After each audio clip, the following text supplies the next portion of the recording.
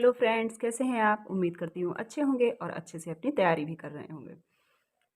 तो फ्रेंड्स, जैसा कि हम आचार्य रामचंद्र शुक्ल का हिंदी साहित्य का इतिहास पढ़ रहे हैं, वहाँ पर हमने पिछले वीडियो में रामानंद जी को राम भक्ति शाखा के अंतर्गत पढ़ा था। उससे आगे आज हम तुलसीदास जी को पढ़ने वाले हैं। तो फ्रेंड्स, अगर आपको ये सीरीज़ अच्छी लग रही है और आपके अध्ययन में इससे कुछ हेल्प मिल रही है, तो चैनल के साथ जुड़ जाइए, सब्सक्राइब कर लीजिए और बेल आइकन प्रेस कर दीजिए ताकि आपका कोई भी वीडियो इस सीरीज़ का मिस ना हो पाए। हिंदी साहित्य का इतिहास जो है उसके सभी वीडियोस चैनल पर उपलब्ध हैं। अगर आप चाहें तो उनको शुरुआत से देख सकते हैं और अपने नोट्स बना सकते हैं। आइए देखते हैं गोस्वामी तुलसीदास को। गोस्वामी तुलसीदास जी यद्यपि स्वामी रामानंद जी की शिष्य परंपरा के द्वारा देश के बड़े भाग में राम भक्ति की पुष्टि निरंतर होती आ रही थी। यद्यपि स्वामी रामानंद जी की शिष्य परंपरा के द्वारा देश के बड़े भाग में राम भक्ति की पुष्टि होती आ रही थी। रामानंद जी की जो शिष्य परंपरा थी उसके द्वारा राम भक्ति की पुष्टि होती आ रही थी, ना राम भक्ति चली आ रही थी और भक्त लोग फुटकल पदों में राम की महिमा गाते आ रहे थे। और जो फुटकल पदों में गाने में राम की महिमा प्रचलित थी और लोग जो हैं राम की महिमा से संबंधित गीत गाते चले आ रहे थे। पर हिंदी साहित्य के क्षेत्र में इस भक्ति का परमोज्वल प्रकाश विक्रम की 17वीं शताब्दी के पूर्वार्ध में गोस्वामी तुलसीदास जी की वाणी द्वारा स्फुरित हुआ। परंतु हिंदी साहित्य के क्षेत्र में भक्ति का परम उज्ज्वल प्रकाश जो सबसे उज्ज्वल प्रकाश था वो कब हुआ? वो 17वीं शताब्दी के पूर्वार्ध में, जब गोस्वामी तुलसीदास जी ने अपनी वाणी द्वारा राम की महिमा का बखान किया, तब जो है भक्ति का पूर्ण प्रकाश दिखाई पड़ा। उनकी सर्वतोमुखी प्रतिभा ने भाषा काव्य की सारी प्रचलित पद्धतियों के बीच अपना चमत्कार दिखाया। उनकी प्रतिभा ने भाषा की जितनी भी पद्धतियाँ प्रचलित थीं उसके बीच में अपना चमत्कार दिखलाया। सारांश ये कि राम भक्ति का वह परम विशद साहित्यिक संदर्भ इन्हीं भक्त शिरोमणि द्वारा संगठित हुआ, जिससे हिंदी काव्य की प्रौढ़ता के युग का आरंभ हुआ। राम भक्ति का परम विशद, जो सबसे विशाल साहित्यिक संदर्भ जो था, वो किसके द्वारा पूरा हुआ? इन्हीं भक्त शिरोमणि अर्थात तुलसीदास द्वारा ही पूरा हुआ, जब इन्होंने रामचरितमानस की रचना की, अपने राम भक्ति से परिपूर्ण ग्रंथों की रचना की। तभी हिंदी काव्य में भक्ति के क्षेत्र में प्रौढ़ता का युग आरंभ हुआ। शिव सिंह सरोज में गोस्वामी जी के एक शिष्य वेनी माधव दास कृत गोसाई चरित्र का उल्लेख है। शिव सिंह सरोज में जो शिव सिंह सेंगर द्वारा लिखित है, उसमें गोस्वामी जी के एक शिष्य जिनका की नाम है बेनी माधव दास, उनका लिखा हुआ गोसाई चरित्र जो है उसका उल्लेख शिव सिंह सरोज में किया गया है। इस ग्रंथ का कहीं पता न था, पर कुछ दिन हुए सहसा यह अयोध्या से निकल पड़ा। पहले इसका कुछ पता नहीं था, परंतु आचार्य शुक्ल कहते हैं अचानक ये अयोध्या से निकल पड़ा। अयोध्या में एक अत्यंत निपुण दल है जो लुप्त पुस्तकों और रचनाओं को समय समय पर प्रकट करता रहता है। अब ये यहाँ पर आचार्य शुक्ल व्यंग्य में कहते हैं कि जो लुप्त पुस्तकें हैं उन वहाँ पर एक ऐसा दल है, निपुण दल है, जो पुस्तकें लुप्त हैं, जो प्राप्त भी नहीं हुई हैं, उन भी पुस्तकों को समय समय पर प्रकट करता रहता है। कभी नंददास कृत तुलसी की वंदना का पद प्रकट होता है, जिसमें नंददास कहते हैं, उसका एक उदाहरण यहाँ पर दिया है। कभी वह नंददास ने जो तुलसी की वंदना की थी उसका पद प्रकट कर देते हैं। श्रीमद तुलसीदास सगुरु भ्राता पद बंदे, नंददास के हृदय नयन को खोले सोई। कभी इस प्रकार का पद निकाल देते हैं कि ये नंददास द्वारा लिखा हुआ है। कभी सूरदास जी द्वारा तुलसीदास की स्तुति का पद प्रकाशित होता है और कभी सूरदास जी द्वारा तुलसीदास की स्तुति का पद प्रकाशित कर देते हैं। धन्य भाग्य मम संत शिरोमन चरण कमल तकी आयो, दया दृष्टि ते मम दिस हेरे, तत्व स्वरूप लखायो, कर्म उपासन ज्ञान जनित भ्रम संशय सूल नसायो। ये जो है पद किसके द्वारा उन्होंने प्रचलित दिखाया है? सूरदास जी के द्वारा इसमें तुलसी की वंदना की गई है। इस पद के अनुसार सूरदास का कर्म उपासना ज्ञान जनित भ्रम बल्लवाचार्य जी ने नहीं, तुलसीदास जी ने दूर किया था। अब ये जो पद पहले देख चुके हैं, जो कि सूरदास का लिखा बताया जाता है, उसमें सूरदास का जो है कर्म उपासना जनित जो भ्रम है वो बल्लवाचार्य जी ने नहीं, जिनके ये शिष्य थे उन्होंने नहीं दूर किया, बल्कि तुलसीदास जी ने दूर किया, ऐसा उद्धृत किया गया है। सूरदास जी तुलसीदास जी से अवस्था में बहुत बड़े थे और उनसे पहले प्रसिद्ध भक्त हो गए थे, ये सब लोग जानते हैं। ये दोनों पद गोसाई चरित्र के मेल में हैं, अतः मैं इन सब का उद्गम एक ही समझता हूँ। अब ये पद कहाँ से इनको मिले हैं? गोसाई चरित्र में मिले हैं। गोसाई चरित्र में वर्णित बहुत सी बातें इतिहास के सर्वथा विरुद्ध जान पड़ती हैं और गोसाई चरित्र जो कि बेनी माधवदास कृत मिलता है, जिसका जिक्र शिव सिंह सेंगर में है, उसमें बहुत सी बातें इतिहास के विरुद्ध हैं। ये बात माता प्रसाद गुप्त अपने कई लेखों में दिखा चुके हैं। रामानंद जी की शिष्य परंपरा के अनुसार देखें तो भी तुलसीदास के गुरु का नाम नरहर्यानंद और नरहर्यानंद के गुरु का नाम अनंतानंद, प्रिय शिष्य अनंतानंद हते, नरहर्यानंद सुनाम छते, इस प्रकार मिलता है। किसमें? रामानंद की अगर शिष्य परंपरा देखी जाए तो उसमें भी तुलसीदास के गुरु का नाम नरहर्यानंद है और नरहर्यानंद के गुरु का नाम क्या था? अनंतानंद। और अनंतानंद जो थे वो रामानंद जी के शिष्य थे। प्रिय शिष्य अनंतानंद, ये ऐसा वहाँ पे उल्लेख दिया है उनकी शिष्य परंपरा में। असंगत ठहरता है। अनंतानंद और नरहर्यानंद दोनों रामानंद जी के 12 शिष्यों में से थे। नरहरिदास को अलबत्त कुछ लोग अनंतानंद का शिष्य कहते हैं, पर भक्तमाल के अनुसार वे अनंतानंद के शिष्य श्रीरंग के शिष्य थे। अब यहाँ पर है कि अनंतानंद और नरहर्यानंद, यहाँ पर है कि नरहर्यानंद के गुरु अनंतानंद थे, पर नरहरिदास को अलबत्त कुछ लोग अनंतानंद का शिष्य मानते, जैसा कि यहाँ पर भक्तमाल के अनुसार। लेकिन अगर भक्तमाल के अनुसार देखा जाए तो वे अनंतानंद के शिष्य श्रीरंग, अनंतानंद के भी जो शिष्य थे श्रीरंग, उनके शिष्य थे। कौन?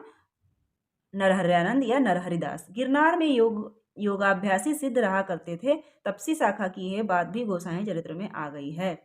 कौन? कि गिरनार में योगाभ्यासी सिद्ध रहा करते थे, ये तपसी शाखा की बात भी गोसाई चरित्र में आई हुई है।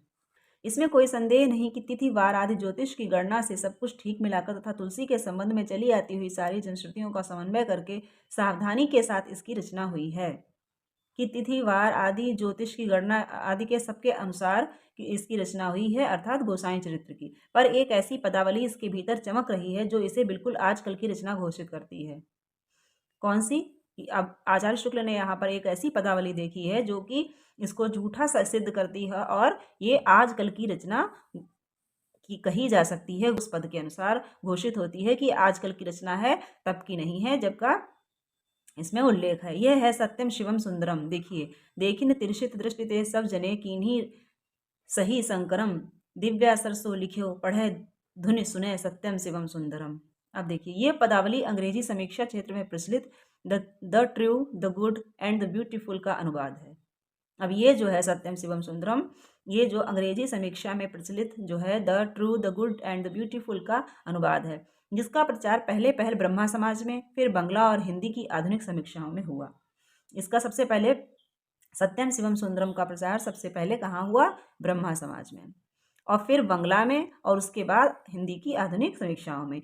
ये हम अपने काव्य में रहस्यवाद के भीतर दिखा चुके हैं। ये बात अवश्य है कि गोसाई चरित्र में जो व्रत दिए हैं वे अधिकतर वे ही हैं जो परंपरा से प्रसिद्ध चले आ रहे हैं, और गोसाई चरित्र में वही चरित्र लिए गए हैं, वही व्रत लिए गए हैं जो कि परंपरा से प्रचलित है। गोस्वामी जी का एक और जीवन चरित्र, जिसकी सूचना मर्यादा पत्रिका की ज्येष्ठ 1969 की संख्या में श्रीयुत इंद्रदेव नारायण जी ने दी थी, उनके एक दूसरे शिष्य महात्मा रघुवर दास जी का लिखा तुलसी चरित्र कहा जाता है।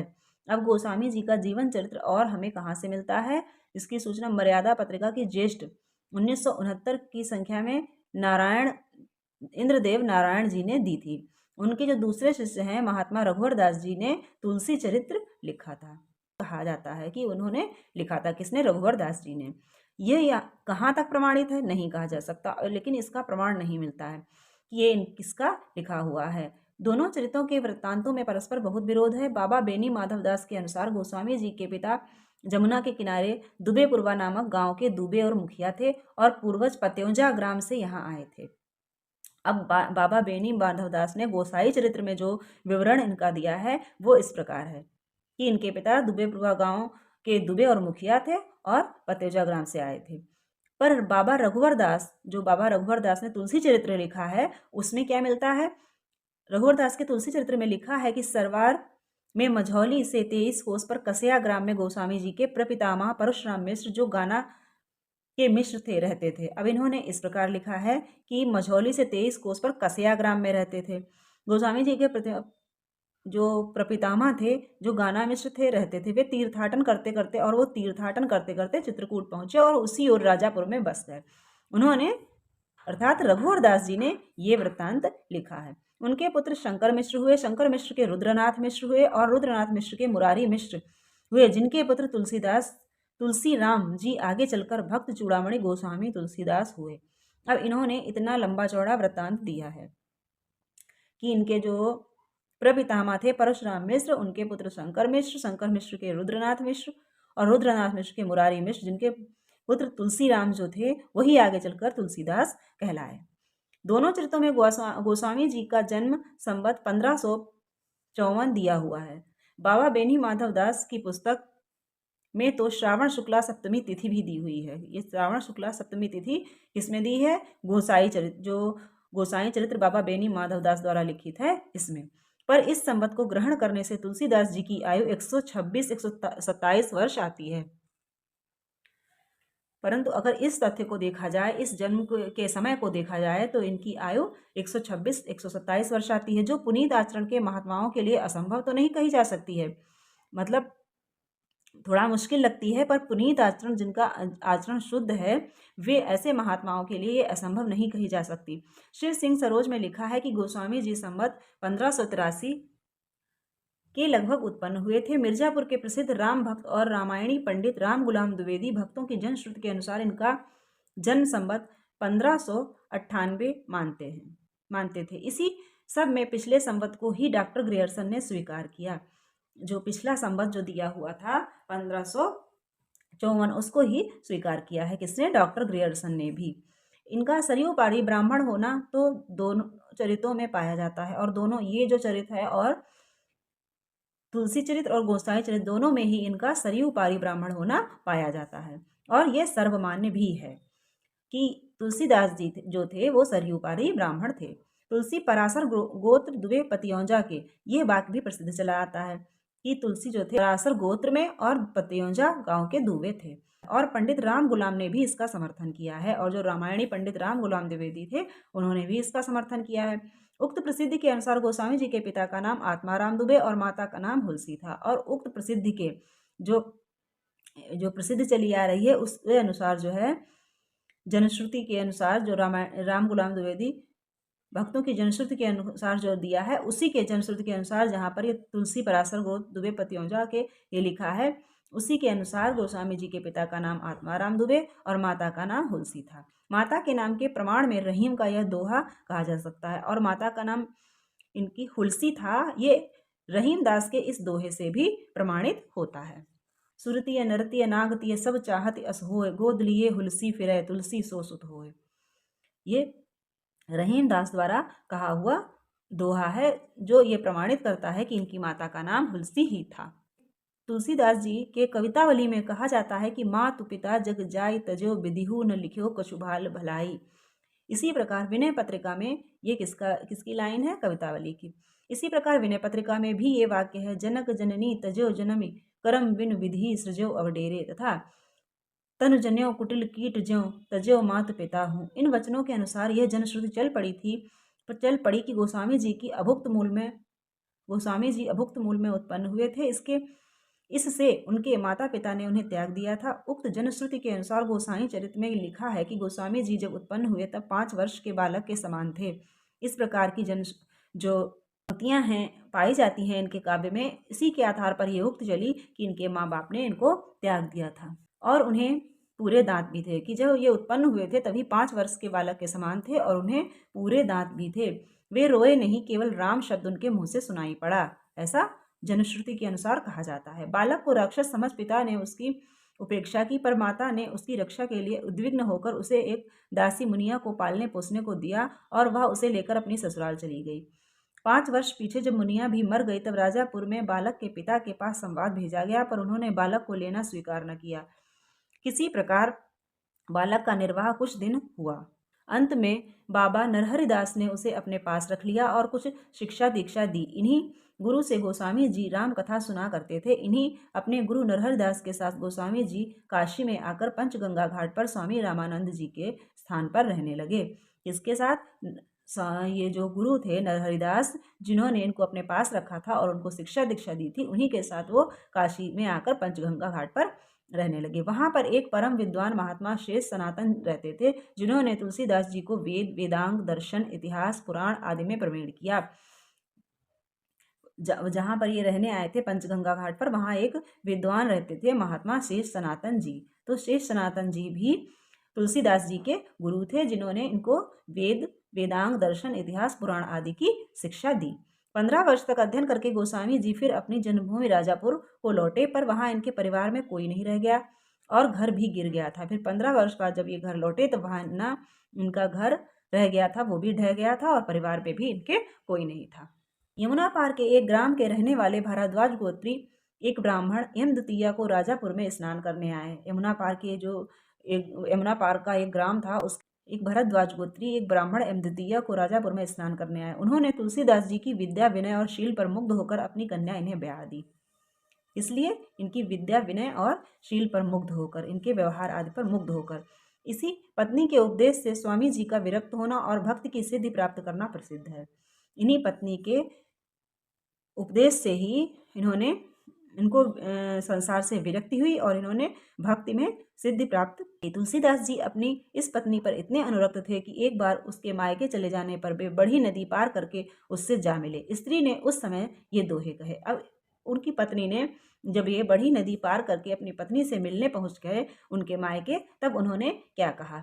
लाज न लागत आपको दौरे आये साथ, धिक धिक ऐसे प्रेम को कहा कहो मैं नाथ, अस्ति चर्म मैं देह मम तामे ऐसी, जैसी प्रीत तैसो जो श्री राम महा हो तिन तो भवभीत। इस प्रकार के वचन उन्होंने तुलसीदास को कहे। ये बात तुलसीदास जी को ऐसी लगी कि वे तुरंत काशी आकर विरक्त हो गए और ये बात उनको लग गई। इस बात को उन्होंने अपने मन से लगा लिया और उनको संसार से विरक्ति हो गई और वो तुरंत काशी में आकर रहने लगे। इस वृत्तांत को प्रियादास जी ने भक्तमाल की अपनी टीका में दिया है और तुलसी चरित्र और गोसाई चरित्र में भी इसका उल्लेख है।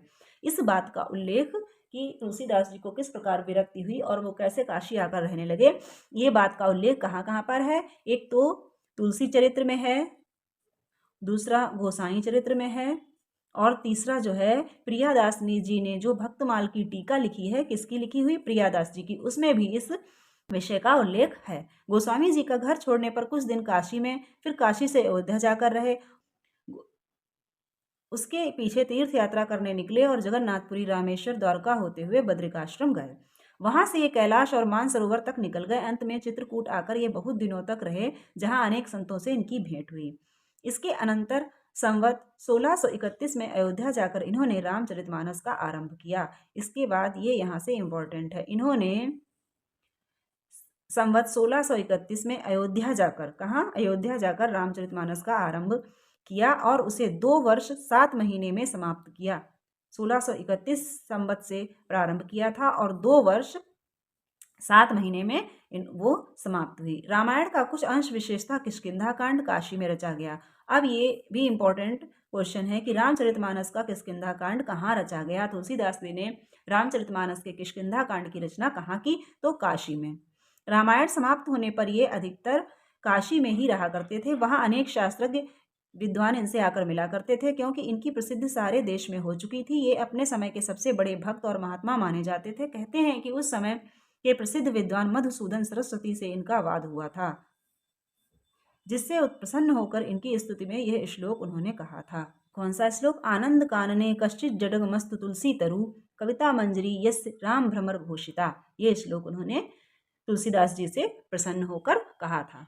गोस्वामी जी के मित्रों और स्नेहियों में नवाब अब्दुल रहीम खान खाना, महाराज मानसिंह, नाभाजी और मधुसूदन सरस्वती आदि कहे जा सकते हैं। गोस्वामी जी के जो मित्र और स्नेही थे उसमें किसका नाम लिया जा सकता है? अब्दुल रहीम खान खाना, महाराज मानसिंह, नाभाजी और मधुसूदन सरस्वती। रहीम से इनसे समय समय पर दोहों में लिखा पढ़ी हुआ करती थी। काशी में इनके सबसे बड़े स्नेही और भक्त भदैनी के एक भूमिहार जमींदार टोंडर थे, जो कि जिनकी मृत्यु होने पर इन्होंने कई दोहे कहे। इनको ये वही टोंडर थे जो कि टोडरमल के नाम से विख्यात है और इनकी मृत्यु पर गोस्वामी जी ने ये दोहे कहे। 4 गांव को ठाकुरो मन को महामहीप, तुलसी या कलिकाल में अथये टोंडर दीप। तुलसी राम सनेह को सिर पर भारी भार, टोंडर कांधा नहीं दियो सब कही गए रहे उतार। राम धाम टोडर गए तुलसी भय असोज, जीवो मीत पुनीत विनु यह जान संकोच। इस प्रकार जब टोडरमल की मृत्यु हुई थी तो तुलसीदास ने ये दोहे कहे थे। तो ये तुलसीदास द्वारा रचित दोहे हैं, इनको आप ध्यान से पढ़ लीजिएगा। गोस्वामी जी की मृत्यु के संबंध में लोग यह दोहा कहा करते हैं। गोस्वामी जी की मृत्यु के संबंध में ये दोहा प्रचलित है। संवत 1680 असी गंग के तीर, श्रावण शुक्ला सप्तमी तुलसी तजो शरीर।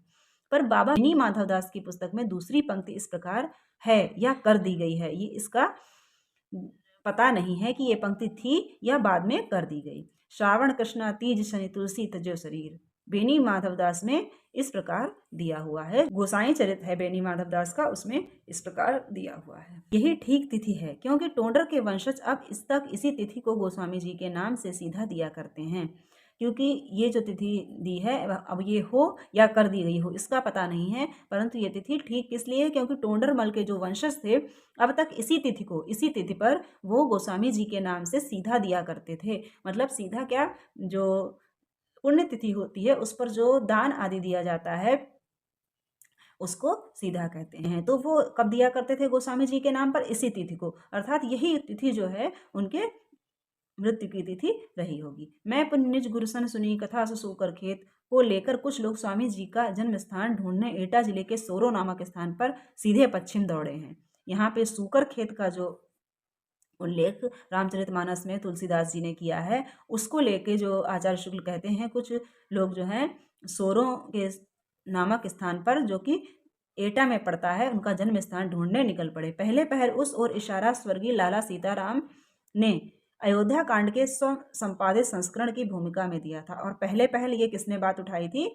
लाला सीताराम राजापुर के जो थे उन्होंने अयोध्या कांड के जो उन्होंने संस्करण अपने आप प्रकाशित किया था उसमें उन्होंने ये बात की ओर इशारा किया था। उसके बहुत दिन पीछे उसी इशारे पर दौड़ लगी और अनेक प्रकार के, अब आचार्य शुक्ल कहते हैं उसी इशारे पर अब और भी लोग उक्त कथन को के पीछे जाने लगे कि हो सकता है सूकर क्षेत्र जो है वो उन्होंने सोरों को ही माना हो।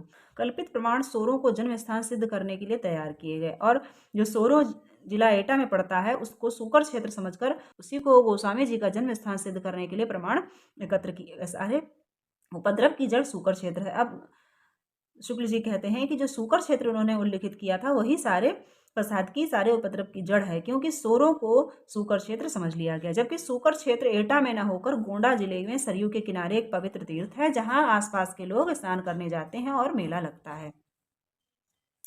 जिन्हें भाषा की परख है उन्हें ये देखते देर न लगेगा कि तुलसीदास जी की भाषा में ऐसे शब्द जो स्थान विशेष के बाहर नहीं बोले जाते हैं केवल दो स्थानों के हैं, एक चित्रकूट के आसपास के और अयोध्या के आसपास के। उनके जो भाषा है उसमें चित्रकूट और अयोध्या के आसपास के ही शब्द मिलते हैं और कहीं के नहीं। किसी कवि की रचना में यदि किसी स्थान विशेष के भीतर ही बोले जाने वाले अनेक शब्द मिलें तो उस स्थान विशेष से कवि का निवास संबंध मानना चाहिए, क्योंकि जब जो व्यक्ति जहाँ पर रहता है अधिकाधिक वो वहीं की भाषा का प्रयोग करता है। अगर अधिकतर एक ही भाषा के शब्द किसी काव्य में पाए जाएं तो मान लेना चाहिए कि वो कवि विशेष वहां से संबंधित रहा होगा। इस दृष्टि से देखने पर यह बात मन में बैठ जाती है कि तुलसीदास जी का जन्म राजापुर में हुआ जहां उनकी कुमार अवस्था बीती। अब इस दृष्टि से देखें तो यह पता चलता है कि राजापुर में इनका जन्म हुआ था और उनकी कुमार अवस्था जो है वहीं बीती। सरवरिया होने के कारण उनके कुल के तथा संबंधी अयोध्या गोंडा बस्ती के आसपास थे। सरवरिया अर्थात सरयू पारी होने के कारण उनके जो लोग थे कुल के वो अयोध्या में गोंडा में बस्ती के आसपास थे जहां उनका आना जाना बराबर रहा करता था। विरक्त होने पर वे अयोध्या में ही रहने लगे। ये तब तक वो यहाँ रहते थे गोंडा अयोध्या के आसपास, लेकिन जब विरक्ति ली उन्होंने और जब उन्होंने रामचरितमानस की रचना की तब वे विशेष रूप से अयोध्या में ही रहने लगे। रामचरितमानस में आए हुए कुछ शब्द और प्रयोग नीचे दिए जाते हैं जो अयोध्या के आसपास ही बस्ती गोंडे आदि के कुछ भागों में बोले जाते हैं। अब इस प्रकार ये विवरण दिया है कि जो शब्द गोस्वामी जी की भाषा में आए हैं और वो कहाँ के हैं और किस प्रकार बोले जाते हैं। जैसे माहुर, इस प्रकार के शब्द उन्होंने दिए हैं। ये शब्द जो हैं चित्रकूट, बघेल तथा हिंदी अवधि में बोले जाते हैं। कुराय, सुआर, इस प्रकार के, इनको आप ध्यान से पढ़ लीजिएगा। ये उन्होंने उनकी भाषा और कहाँ की है और इस आधार पर वो किस क्षेत्र के ठहरते हैं ये अनुमान लगाने के लिए ये विवरण दिया है। अब आइए आगे देखते हैं।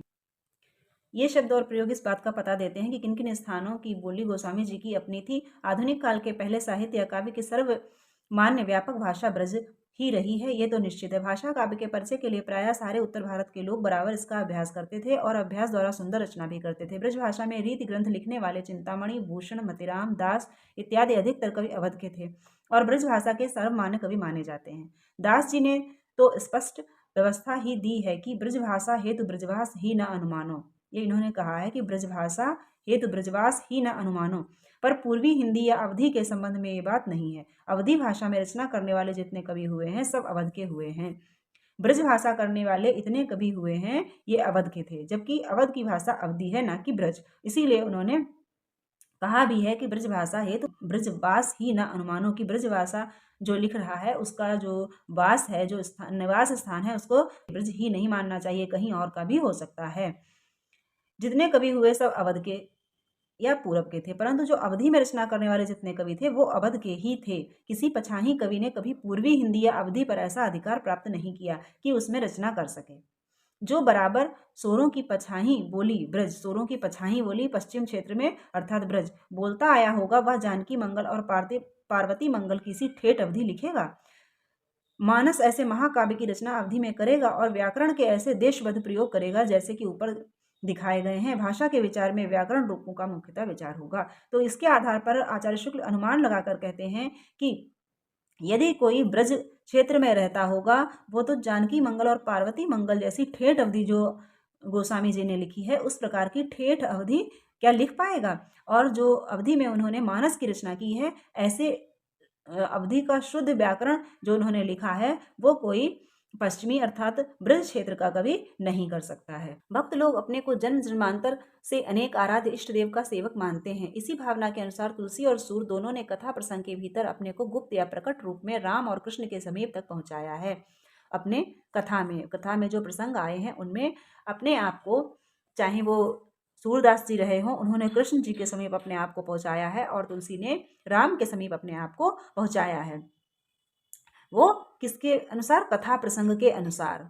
जिस स्थल पर ऐसा हुआ है वहीं कवि के निवास स्थान का पूरा संकेत भी है और जिस स्थान पर यह हुआ है वहीं पे कवि के निवास स्थान का पूरा संकेत मानना चाहिए। रामचरितमानस के अयोध्या कांड में वह स्थल देखिए जहां प्रयाग से चित्रकूट जाते हुए राम जमुना पार करते हैं और भरद्वाज के द्वारा साथ लिए हुए शिष्यों को विदा करते हैं। राम सीता तट पर के लोगों से बातचीत कर ही रहे हैं कि रामचरितमानस के अयोध्या कांड में एक ऐसा प्रसंग आया है जहां प्रयाग से चित्रकूट जाते हुए राम जो है यमुना पार करते हैं और अपने शिष्यों को भरद्वाज के द्वारा साथ लाए हुए शिष्यों को विदा करते हैं और राम सीता तट पर के लोगों से बातचीत कर ही रहे होते हैं कि वहां पर एक युवक आता है। तेही अवसर एक तापस आवा, तेज पुंज लघुभयस सुहावा, कवि अलसित गति वेश विरागी, मनक्रम वचन राम अनुरागी, सजल नयन तन पुलक निज इष्ट देव पहचान, परे दंड जिमि धरन तल दशा न जाए बखान। इस प्रकार से जो उद्धृत किया है रामचरितमानस से, तो आचार्य शुक्ल कह रहे हैं कि जो जिस आराध्य का भक्त हुआ करता है वह अपने कथा प्रसंगों,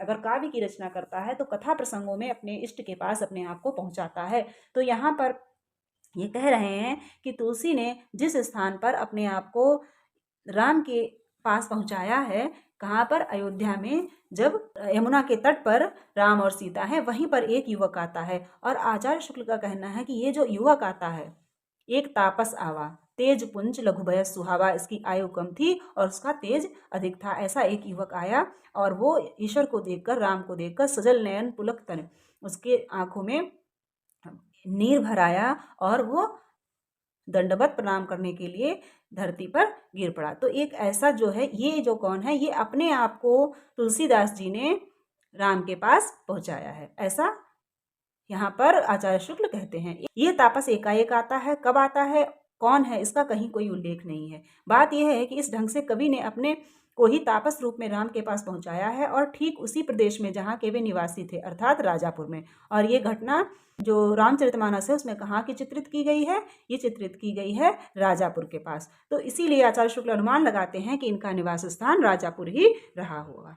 सूरदास ने भी भक्तों की इस पद्धति का अवलंबन किया। अब इसी प्रकार की जो भक्तों की पद्धति है उसका सहारा तुलसीदास ने भी लिया है, उसका पालन किया है। ये तो निर्विवाद है कि बल्लभाचार्य जी से दीक्षा लेने के उपरांत सूरदास जी गोवर्धन पर श्रीनाथ जी के मंदिर में कीर्तन किया करते थे। अपने सूर सागर के 10वें स्कंद के आरंभ में सूरदास जी ने श्री कृष्ण के दर्शन के लिए अपने को ढाड़ी के रूप में नंद के द्वार पर पहुंचाया है।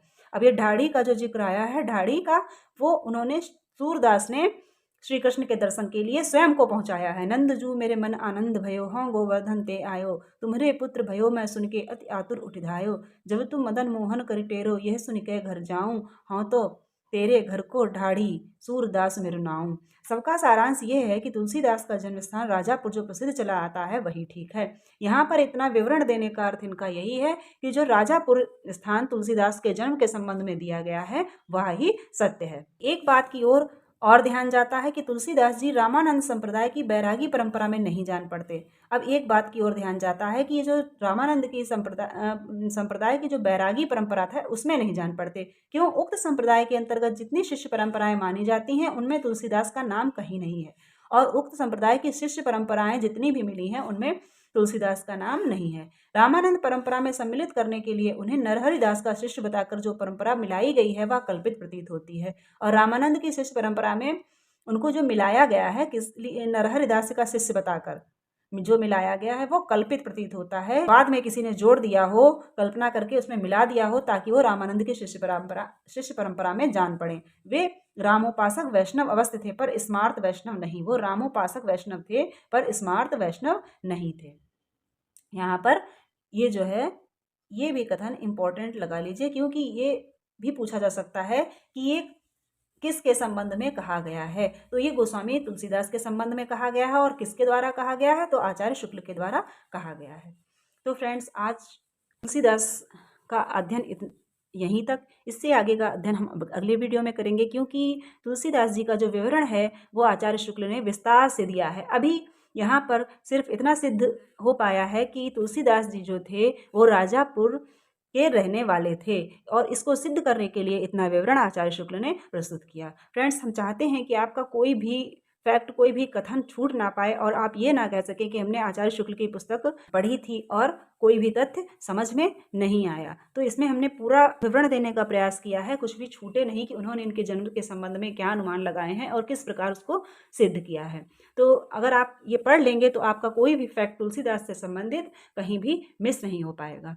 तो फ्रेंड्स, अगर वीडियो अच्छा लगे तो प्लीज़ लाइक कर दीजिए और चैनल को सब्सक्राइब कर लीजिए, ताकि इसी प्रकार की ये सीरीज़ आपकी आगे भी चलती रहे और आपके अध्ययन में इससे हेल्प मिलती रहे। धन्यवाद।